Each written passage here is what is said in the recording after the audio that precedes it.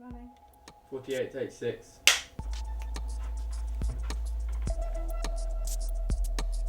Action.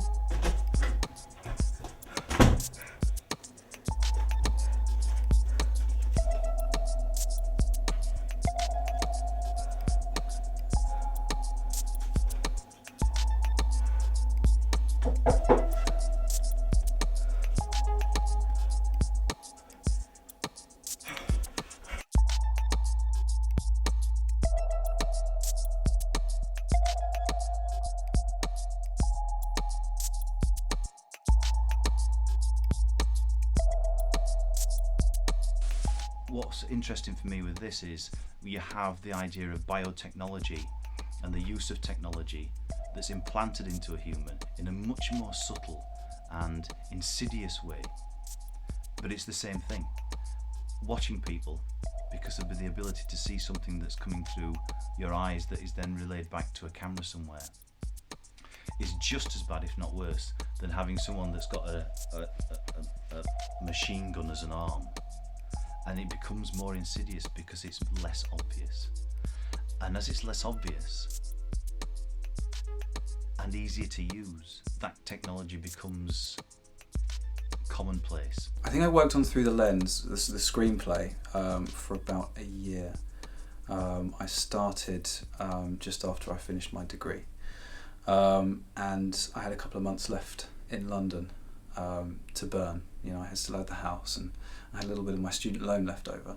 So I thought, you know, let's start actually coming up with an idea for a film. And I'd go off to Holborn every day and sit in Cafe Nero for about 10 hours and order one coffee. And I'd go there every day, and you know, by the time I had to move out, you know, the lease was over on the house. I'd got a first draft of a treatment for a film that I wanted to make, about, you know, set in the near future. It was written. I started writing it around about the time that the revolutions were happening in Libya and Egypt, and for me at the time, one of the most interesting aspects of the whole thing was that there was a point during the revolutions where they just switched off the internet in Egypt. They just flicked the switch, and then effectively all internet use from that country went dead. And I thought to myself, well, if they can, you know, if this is actually happening right now, what would it be like? Let's imagine a future in which it's happening here. It's happening, you know, in England. When I first got the script, I thought that this could potentially be something that, you know, if done well, very special. However, under the circumstances of it being a shoestring budget production, I felt that it was very epic in scale, and if we were to pull it off, then you know, it would be a miracle. 86 take 1.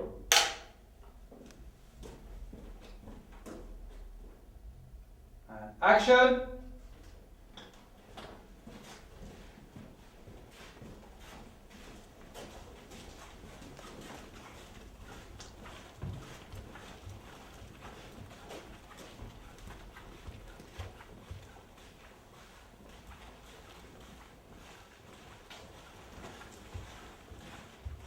I tend to think a lot of films these days, low budget films, tend to be very genre led. So you'll get a lot of horror movies. There are a lot of thrillers, but they'll tend to be perhaps gangster style films and shot in and around clubs and nightclubs in certain areas and kept restricted. Whereas this had a whole momentum. It's a proper sci-fi film that actually starts, and it's a sort of, it goes from beginning to end on a kind of big chase, and so it has to cover a lot of ground. The first time Oscar gave me the script, I thought it was quite ambitious. I remember when he called me and Lewis to come and look at the script. This was months before the film was, you know, the deadline, you know, we were going to start shooting. presenting them with the first draft of the screenplay. And the script was about This thick. It was over 100 pages. it was going to be Born Identity meets Children of Men. Think 6-week shoot. Think no real big budget. And I'm presented with this kind of sci-fi political edgy thriller filled with all of these very kind of complex characters in this incredibly kind of complex environment. It was like, okay, whoa, this is a lot of information to take in, and everything didn't really register because there was so much to take in. I love your ambition, but you know, how the hell are we going to do this? I got a script advisor on board, Colin, and I took him the first draft treatment, and he said, you're never going to be able to make this film, which, you know, and he basically said to me, you know, you need to be realistic about this. The way it's written right now, you need some substantial money, which we didn't have. And it wasn't really on the cards to get. You know, then I started, you know, working on different drafts of the treatment, working on scaling it down, because it was this huge, you know, thing. There was so much action. There was, you know, it was, you know, basically like a sort of Hollywood blockbuster in a treatment that I'd written. And basically it came down to me sort of having to look at it from more of a, you know, a practical perspective. Can we make this film? You know, most shorter length productions cut their cloth accordingly, whereas you couldn't with this film. You could see as soon as you read the script that it had a lot of scenes and it needed to cover a lot of ground. So we immediately were presented with the question, how can you make a sci-fi movie for no money? The thing that I thought was be quite hard was to find locations that would work, and we decided to do it in Cambridge because that's where we live, and also to keep the costs down because we had so little money. Traditionally, you look at a sci-fi movie and there are so many elements that you have to think about. You have to think about recreating a future society. If there's technology that's advanced, what is that technology? And someone has to go and design it, you know. CGI, you know, who's got the money for that? We kind of adapted a lot of the locations to fit. So, for example, the underground railway station became eventually the abandoned school instead. It was a sort of dilapidated old school which we found. So we changed locations to work within Cambridge. 58, take one.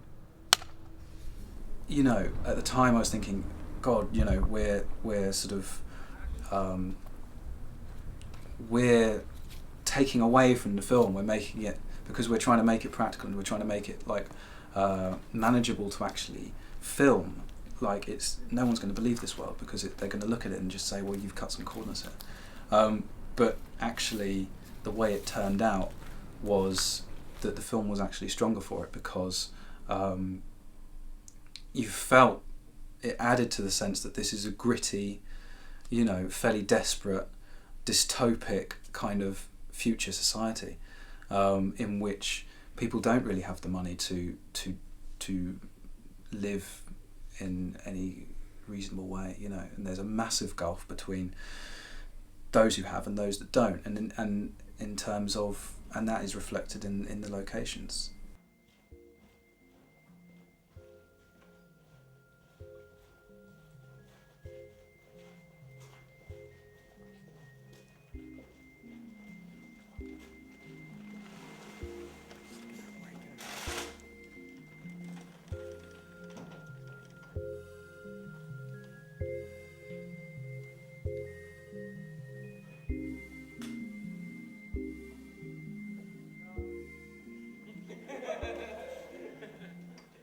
We had some amazing locations which really helps sell the film, because it actually makes it look like it's got a much bigger budget than it has. And what was really needed was to actually create the right atmosphere, the right mood, so that props were of secondary importance. Marrick's headquarters was set in a top Cambridge University with this brand new mathematics block, I think it was, and it was a beautiful building, and it was fantastic. I felt it really represented my character.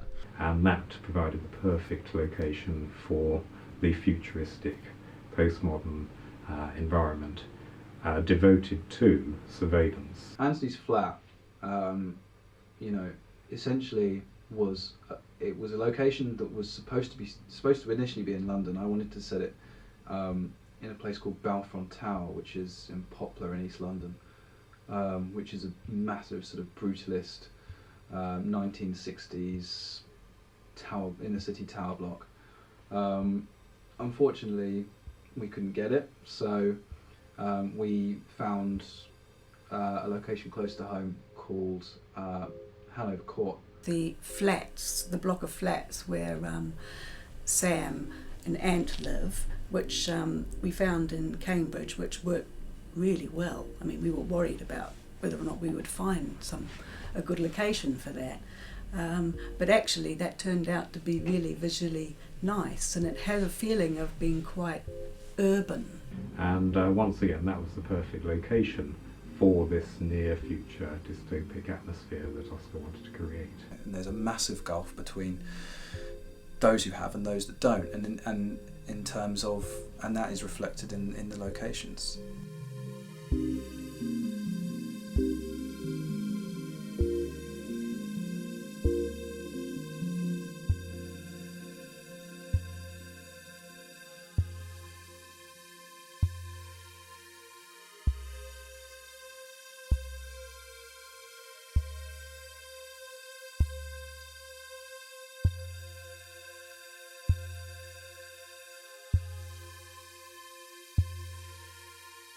I play Anthony, who is basically a bit of a sort of a geek in the sense that he's very good with computers. He's at university. He's studying computer science in Manchester, and then all of a sudden he gets a phone call, which is the news that his parents have been arrested by the IPA.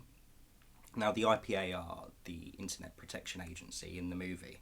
And my parents, or Anthony's parents, should I say, were part of the movement, and they've been arrested by the IPA and not heard of or seen again. So Anthony has to come home because he's got a younger sister who's still in school that he has to now care for. And so he has to kind of, throw his education away, come back home, protect his sister, and keep a roof over their head.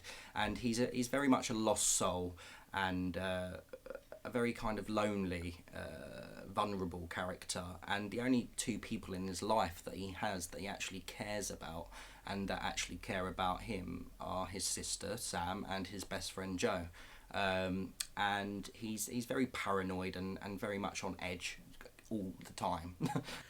You see the differences through Anthony's character, where he's actually lived quite a nice life with 2.4 children kind of family. But it's all changed for him when things happen, and he then goes from living a nice life and lives on an estate with looking after his sister, having to make ends meet and look after her, whereas Joe, he's kind of lived his life forever. Joe is somebody that acts first and thinks afterwards, and he's very protective over Anthony. Joe needed someone to care about because he didn't really have anything in his life before Anthony moved into the estate. He's a bit of a loner, really, and sort of latches on to Anthony, but is a protector of Anthony's as well. And Joe isn't a parent figure, but Joe is there. Joe is someone as a comfort, just to be around.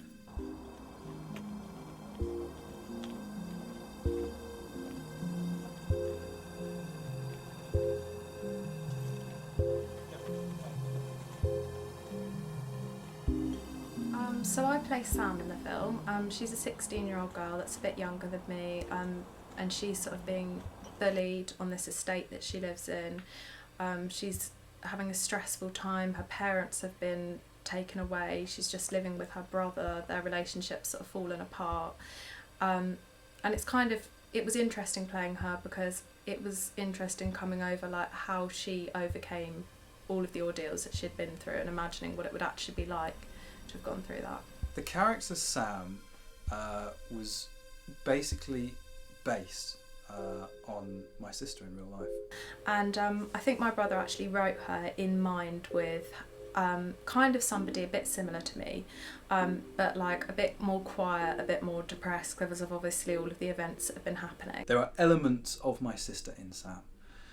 And we started doing the casting and we were thinking, how are we going to find, where are we going to find this 16-year-old actress who's gonna take Sam and pull her off? And in my head, I just kept thinking, this is my sister. It's written with my sister in mind. It's my sister. You know, I've drawn so much from my sister. So then I approached my sister and I said, do you want to do it? And she just said no. The main thing was that I was just terrified because I've never done any acting before, and so I kind of didn't think I would be able to do it, and I just thought everyone there is professional actors and they're going to think, well, what are you doing there? You know, she'd never really done any acting before. She'd been in a couple of my films before, but not in any major roles or, you know, in predominant way. And, you know, I think we did a couple of screen tests, and you know, she looked good in some of the stuff that she'd done, and I just knew that she had to do it. I was so nervous about doing it, and I really didn't want to, and I had made it so clear that I didn't want to. And people were saying to me, Oscar, I can't believe you've cast your sister. This could be a disaster. You know, she's a little bit unsure as to whether she even wants to do it. Right at the last minute, literally about a week beforehand, I was still saying, I don't want to be in it, I don't want to do it.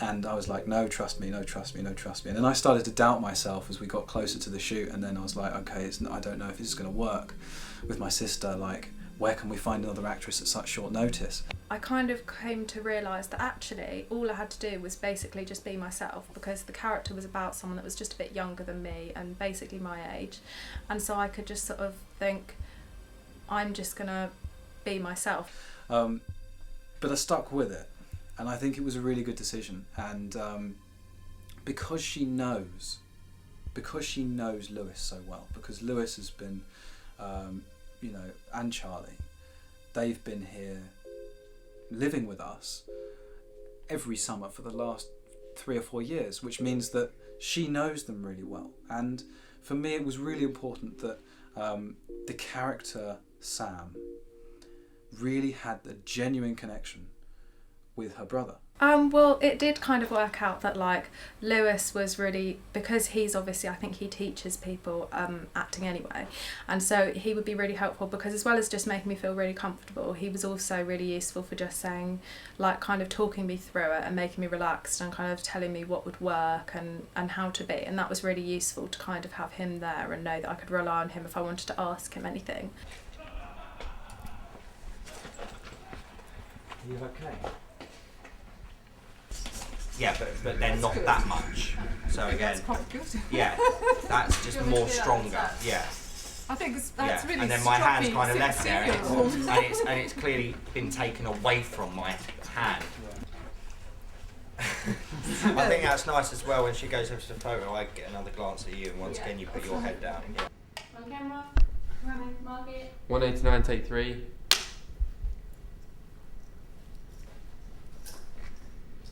Action. So, I want this monitored 24 hours a day. It's critical to what we do. Is that clear? Francis? It was quite interesting with the character I'm playing, which is Marek, who's head of the IPA. He's kind of the lead baddie, and it wasn't a part that you see a lot of, but my presence has to be there all the way through, because I represent the sort of the third eye overlooking everybody. And I found it interesting to play, because the character I played in a film previously was a sort of a Midlands gangster who was a big, strong, brash character.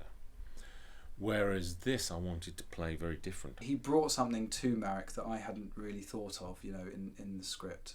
You know, because he said to me, I want to play Marek in this certain way. I want him to have this sort of hushed kind of like, but dominating sort of presence. I wanted to play him very calm, very concentrated, very focused, slightly menacing. Everything is done in a sort of very muted and hushed way, but in a way that commands a lot of respect. I felt that the script was nice and minimal, but said a lot, and you could do a lot with the character.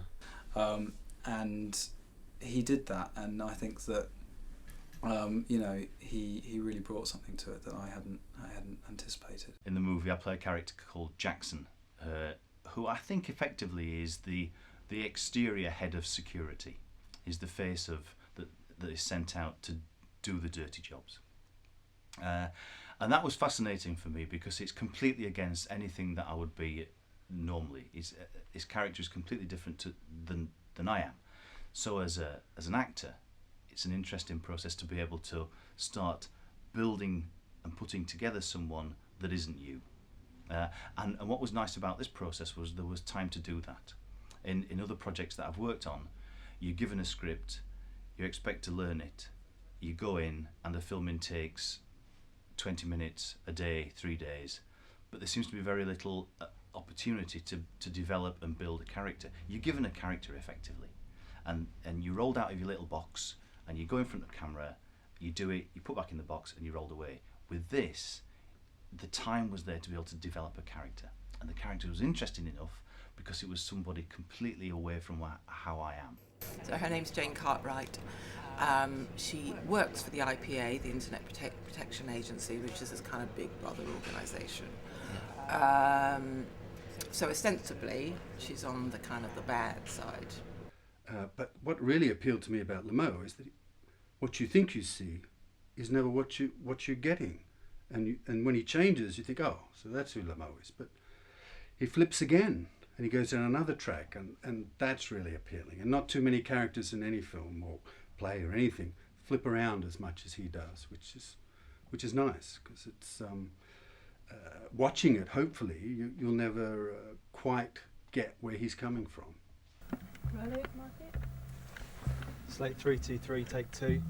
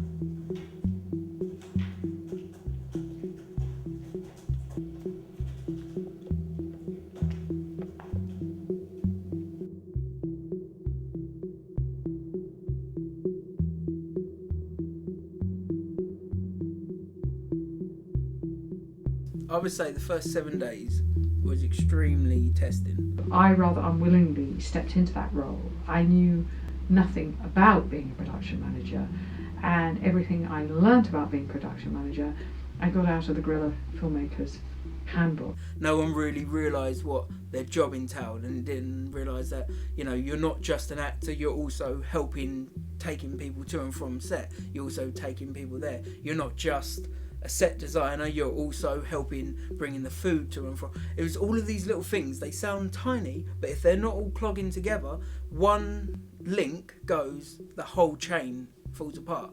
A film will only really hang together on an organisational level if you've got really good scheduling. And, you know, a film can live or die by its scheduling. I think if it wasn't for them first 2 weeks, if it happened gradually through the thing, it may have fallen apart at the wrong times. Whereas actually, the best time was to get it all out of the way at the beginning, and everyone got up to speed very quickly. And from that, it just went on, and it was great.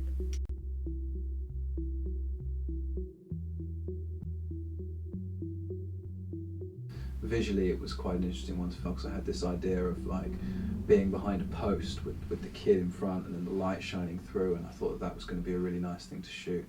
And it was one of the few points in the script where exactly how I'd written it and how I thought it was going to look was how it actually did look in the final cut. So I've ever seen. Okay, we ready? Yeah, because I just don't think logistically this will work. I think it would be better instead of when you're hit doing basically a 360. If you get hit with this hand, then you can just go this way. And then you're directly out of the way for the hit. Do you want to actually hit? Yeah. Well, just like make contact, but like a bit harder. Okay. So that's good. Yeah. You leave her alone, alright? You go anywhere near her again and I will fucking kill you. You understand me? Yep. And then the next sequence of events, I'm gonna crap you in there. It's not actually. No, I'll just like that. So once I've hit you in it, come down, and you're gonna fall down to the ground. That's it, because you're quite hurt. And I'm gonna fall over. I think you might, if we can get it so that you sort of slide down the post, so that you're then sat on the floor with your back against here and feet out there. That's it. Now I'm gonna push that into you. What are you doing? What? What the line was what is wrong with you? Yeah, that doesn't work. But that doesn't work. But what you're doing, it's just Leave him kind of- alone. Yeah. Don't leave it, or something like that. Yeah, something along those lines is better. Because you know what my... Like maybe it's like leave it going. before you do more damage to this kid. Yeah. Okay. Yeah. And if when you fall down, you can sort of make it so your hood sort of falls down. That'd be good. Then I can see more that it actually is the wrong person. Otherwise, it's kind of like I would have known already. Or you could put his hood. Yeah. Oh yeah. Okay, Sam. On camera. Running. Market. Slate 424, take 3. Action.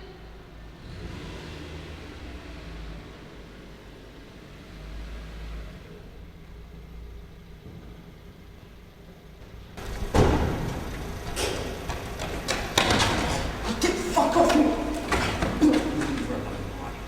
You go anywhere near her again and I will fucking kill you. Do you understand me? Joe, leave me! Shit. It's not him. It's not fucking her. Joe, let's go. Joe, let's go! Come on!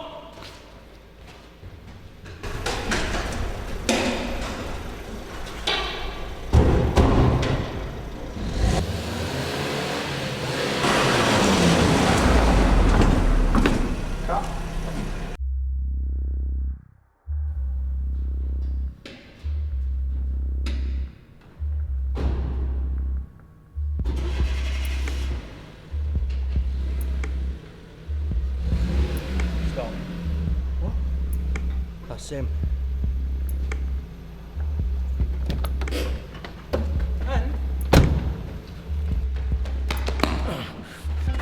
Get the fuck off me! Leave her alone, alright? You go anywhere near her again and I will fucking kill you. Do you understand me? Joe! Shit. It's not him. It's not fucking her. Joe, let's go. Joe, come on, let's go. Come on! We need to get out of here, quick, come on!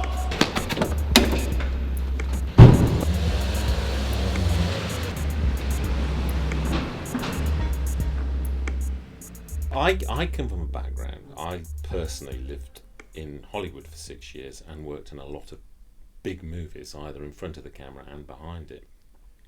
So this modern way of making movies was fascinating for me. I mean, this was a classic example of, I suppose, what you'd call guerrilla filmmaking. We were filming a feature film for around 8 weeks in and around Cambridge and outskirts of Cambridge and close to London, all day, every day, with a big cast, with a big crew, on next to no money.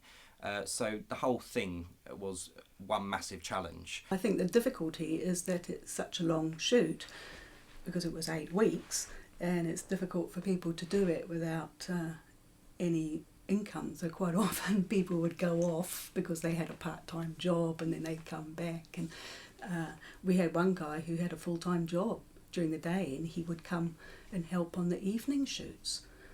I think he might have even stayed up all night once in the woods and then gone to work the next day. The one thing you need, especially when there's not much money on a film, everyone needs to bring that level of effort. If anyone is waning at all, it's not going to happen.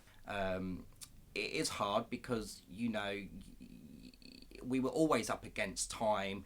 We were always, or it felt like, sort of just slightly behind schedule. You think, oh, it doesn't make so much of a difference. But every time you stop and you do a separate scene, that means you're cutting, you're stopping, you're resetting.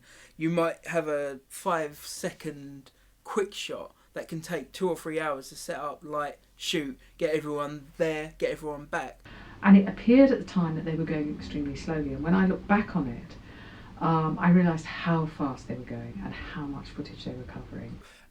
You know, there's days when you just freak out and you sort of think to yourself, you know, are we going to actually be able to pull this thing off? We had problems with people getting ill, people getting tired. We had problems with transport. You know, there's all these sorts of problems, and you can never really tell what's going to happen. And it was the most exhausting, but at the same time, the most amazing experience I've ever had doing a film. It was just, you know, some days we was there doing 16 to 18 hour days, which finishing at 6:30, 7:30 in the morning, then an hour drive home, and then we'd have to be up in the afternoon because we'd have to be out in the next day. I think anyone that's done guerrilla filmmaking before, or has been involved in this kind of films before, I think they come in knowing what to expect. I mean, it doesn't make it easier, don't get me wrong, but they come in knowing that it's going to be long, hard days. And, you know, if we start out by saying, you know, we might be doing 10 or 12 hour days, I know that means 16 or 17 hour days, and most people do, because that's just the nature of it. Action.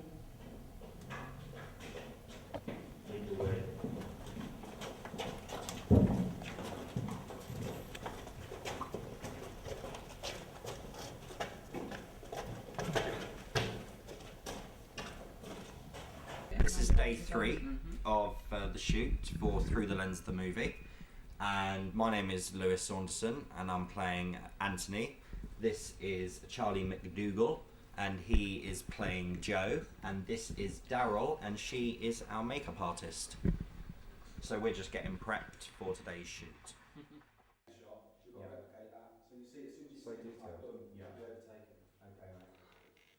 And who do you play in the film? Doorkeeper. You're the doorkeeper. Yeah, doorkeeper. I got involved by just responding to an email actually, and I met with Fran, the production coordinator. She explained to me what everything was, and I met with Oscar, the director, and he took me through the story, what was needed, and that's just how I got involved. And all I did was read through the script, decided what I knew would be needed, makeup-wise, special effects-wise, and just went from there. And on set, she just worked tirelessly, and I think that you know, it was never like, oh, I've just spent 4 hours doing some scars and I'm not happy with, and Oscar's not happy with them. He's asked me to do them again. You know, can't believe this. It was like, you know, okay, that's fine. I'll go away and do it. I'll bring it back, and we'll see how it looks on camera. And if you're happy with it, we'll go from there. And that was a great sort of way to work with someone who was just willing to do whatever it took to get it right, and it didn't matter if it took ages. And you know, the thing is that, like, you know, there was lots of grumbling on set from sort of actors and crew, and they were like, oh, how long's makeup going to take? You know, we're all waiting on makeup, everyone's here, where's makeup? You know, and so, you know, Daryl was constantly under pressure, but she pulled it off, and she never let it affect her, and I really respect her for that. And she did a great job, and I think that we really couldn't have done it without her. Hi, Rachel. Hiya, is Phil's makeup ready? No, it's going to be about another 10 or 15 minutes, I would say. I think Oscar knew what he wanted. He knew, like I mentioned, he knew, for example, that he wanted the arm to be found in the woods. But in terms of what I was doing, it was very open to me saying, this is how I think it should be. or this is what I've done, how's that? And he was very open to my interpretation of what he'd said, which was good because it was quite freeing to be able to just do what I thought, so long as it was on the right lines. That was good. It was good to work with somebody that was that knew what they wanted but was happy to let me put my spin on it.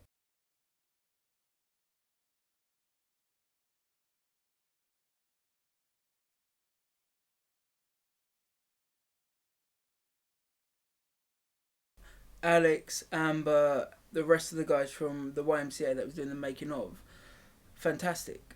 They came in with an enthusiasm for filmmaking that, you see some people that do 3 or 4 years at film school and they still come out with their hands in their pockets and kick the dust around. And they were just full of enthusiasm and passion for filmmaking. And also Freya, for example, was our makeup artist. Her alongside Daryl were the kind of makeup team. And I recall the first day that we were on set, and it was a few people in a scene. It was more than just, say, working on one person in particular.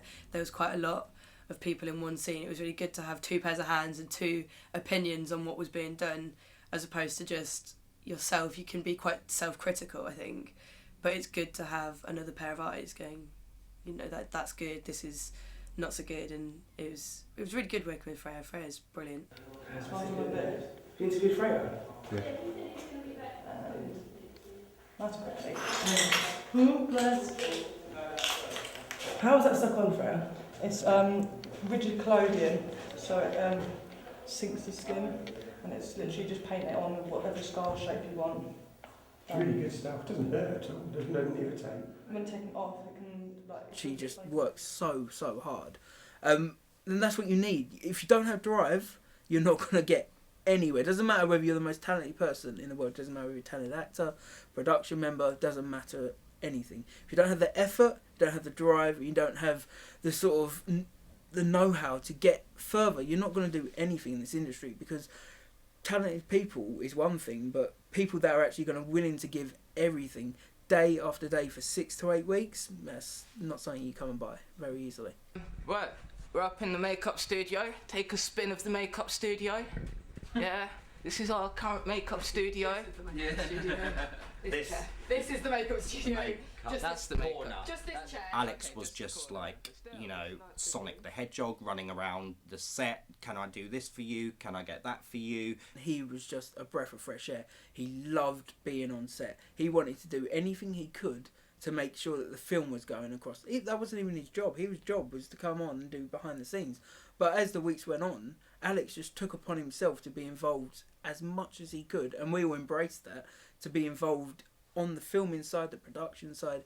He was immense to be around. He helped Richard a lot with various aspects of the art direction. He brought in loads of tents from his dad, who ran a scout group, to help construct the tented community. And with the Everston Wood scene, with the tent in Everston Wood, creating a fire that actually could cook food that was edible. All of these things I relied extensively on a few trusted individuals to help. And it was just, to see such enthusiasm really kind of just helped pick you up when, your mood was maybe a little bit low, and just helped you kind of, just kind of get through the day, because after an 8-week shoot, it was exhausting for everyone. If someone starts thinking after 3 weeks, this is just a bit of a laugh, their efforts may go under par because they think, it's not so important. But that never happened, especially with Alex. Amber, I remember, she's done fantastically, and there was another couple from the YMCA, and they all showed extreme professionalism.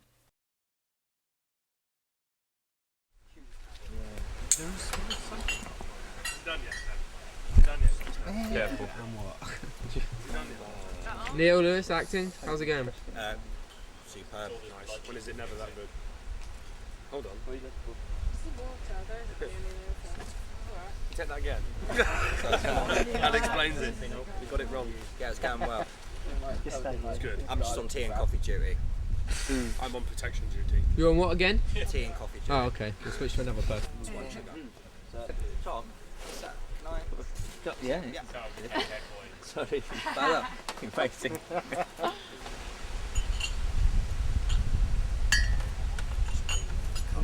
Is there any drinking water I'm anywhere? going to put a bit of foil over It's all it. gone. There's someone Oh. there. Quicker without that, wouldn't it? What do you reckon? Thank you. Oscar, how do you think it's going? Well, we're behind, but we'll be okay. Lots of positive vibes today. Yeah.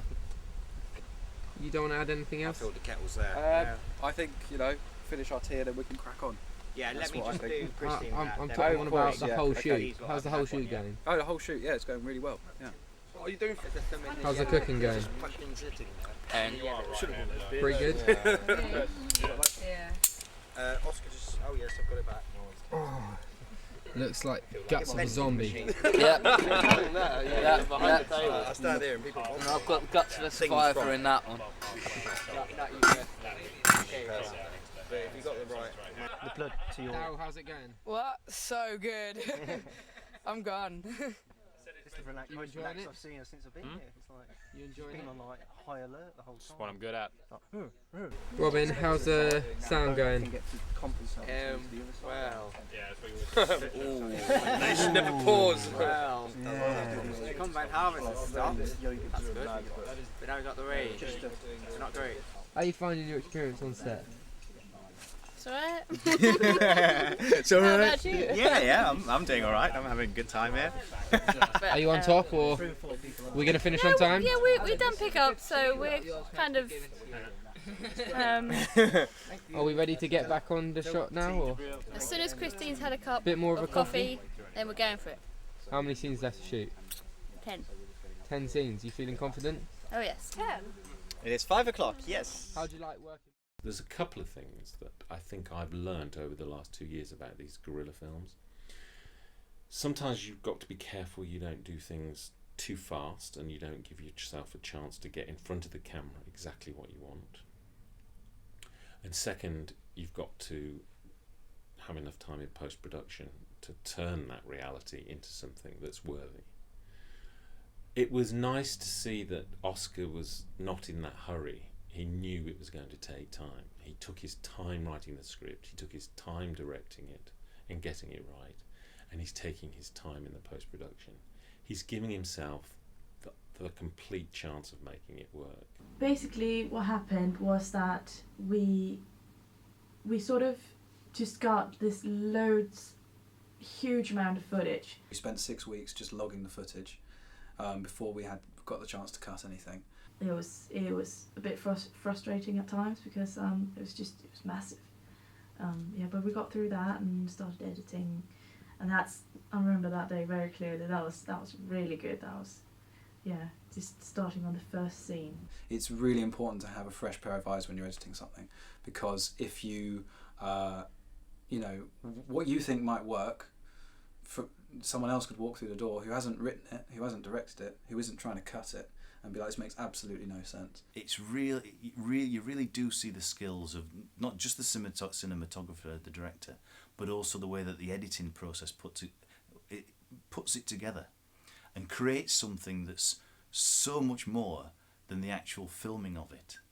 And that, again, I wasn't aware until today of the process of that. And it's a long and complex process, very time consuming, but the end results are just fantastic. I'm just so angry Oscar's only done so little. That I just wanted to see the whole film. It is looking amazing. And from what I've heard, how Oscar said about the grading that's happened and all of that, it's just immense. The level of things that have to go in after you shoot. The grading, the editing, the mix, all of these things. It's just, I couldn't get my head around it myself. And from what I've seen, this film is going to go far. We used the green screens for all of the screens, so whenever the characters were looking at a screen on a computer or a phone or up on the wall, like in Marek's office, that they were all over the place, and all of those had to be keyed in with the eventual footage of the characters being followed. I turned up to sort of film one of the main sequences, which is in the headquarters of and my office. They'd spent a whole day setting up the office and gone out and bought lots of nice Japanese sort of sculptures and stuff to put around my desk to make me look very sophisticated. And Oscar said, "No, don't like this. It's not big enough." Yeah. And Oscar completely changed everything and said, "We're going to go into this other room." And it was a big presentation room, and everything was done with projection. And so this was me viewing the world through these third eyes all over the place upon these big screens. It was a great idea and gave it much more scale, much more dynamic scale. But the problem was I had to do green screen, so because we couldn't have it, so they had to project green screen, and everything that was on screen I had to pretend doing. Which takes a little bit of work, but was great, and I preferred having this much more bigger dynamic to act in rather than just my little desk. And it gave me a feeling much more of this control of all this internet and all the CCTVs that are going on. It was very good. I thought it was a good decision.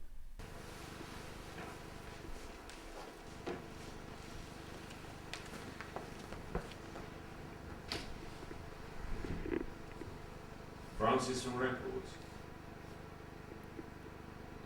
How would you like the chance? Well, I've worked with Christine, the cinematographer, I'd worked with her on previous films, a couple of short films, and it always looked amazing. It always looked really, really nice. And the last film before this, Radio Christ, was fantastically shot and fantastically lit. And I knew that it would be brilliant to have her involved in this film. We spent quite a lot of time talking through the script. We worked our way through the script, talking about ideas for shots, really just so that we could kind of develop a way of looking at it. And it's not as though we wanted to stick rigidly to the shots that we talked about.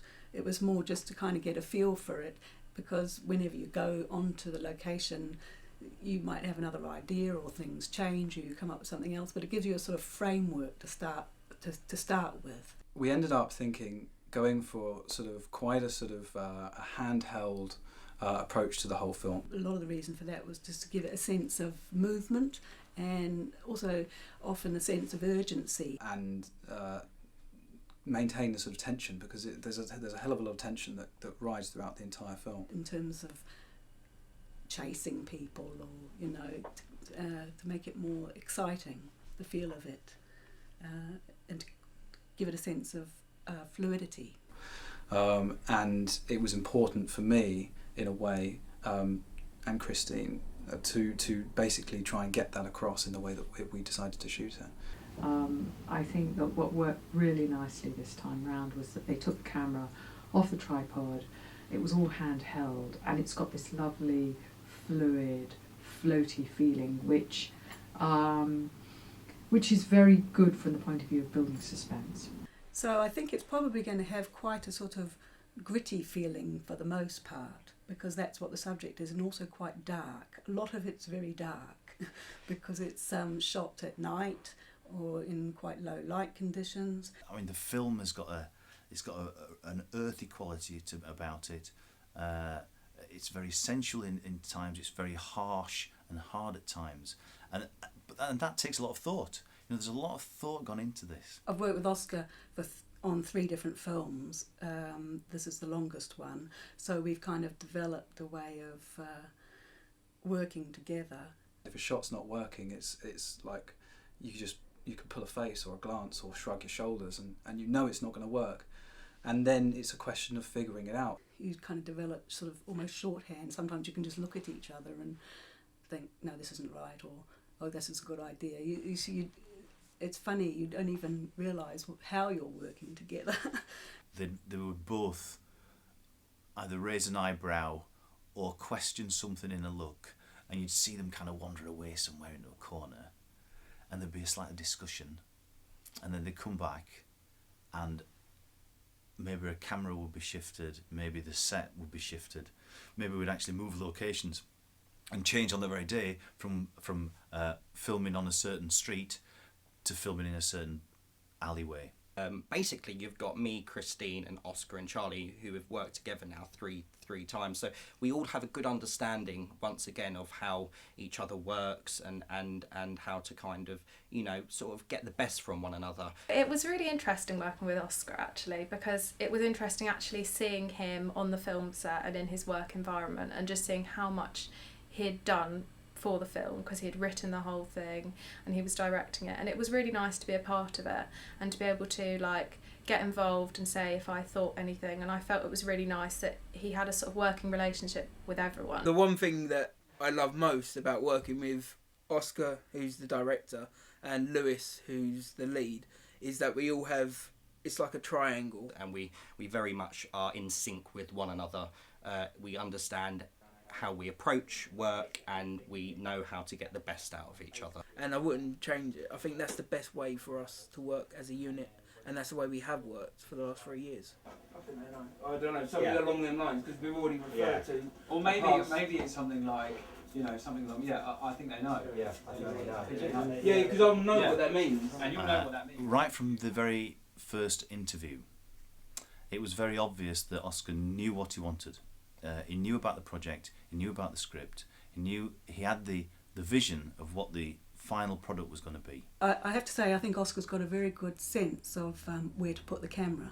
So for somebody doing the camera work, he's easy to work with in that way, because he just knows where the camera should be in order to tell the story in the best way. You know, I mean, not only did he direct it, he wrote it, and to sort of go through that 8-week shoot and to go on that journey and have that experience from, you know, something that was just started off as an idea in Oscar's head to achieving what we went on to film. It's just, you know, remarkable. I think he's an up and coming talent, and I wish him all the best, and I hope to keep working with him in the future. What I think is incredibly rewarding in a way, to look at a film as it's coming together, and you know we're editing it now, so, and it's really starting to take shape, and it's great to think that all of this has just come from an idea that you had once. And I look back on the time that I was sat in the cafe in Holborn, and I think to myself, if I could have imagined that I would get from me just sat here, like every other person in this place, just with my laptop typing away, to actually having something, a substantial thing, like a movie that's been made, and it's great. And for me, the most touching thing for me was that I managed to find people who were willing to believe in that idea that I had, and they were willing to fully get behind it, and back me as much as the film, and you know that was the best. That was a really rewarding experience.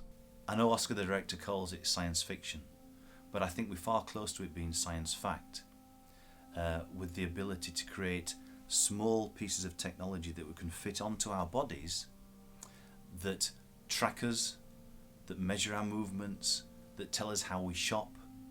In a sense, what we have is a barcode in our minds or in our eyes that resonates with the barcode of our DNA, but it's created by humans. And the interesting question for me in the whole film is about who controls that technology. And if they control that technology, what will they do to preserve that control? Who gets damaged then? Who gets hurt? Because it's about money. Who controls the technology, who controls the government, controls the flow of money. And I think through the lens is important because it shows how it can be done quite insidiously and in a way that we become to accept it.